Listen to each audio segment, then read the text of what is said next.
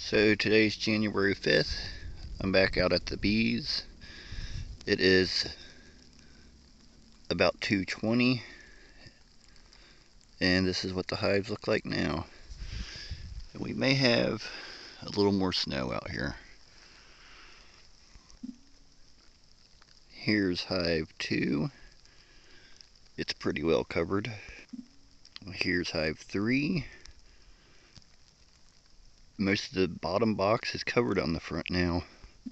Here's hive 4. This is hive 6. This is hive 8. Here's hive 10. And here's hive 16. I'm not done brushing them off yet. It's don't snow more, so they'll be covered right back up. I'll come back after it quits snowing and clean them off.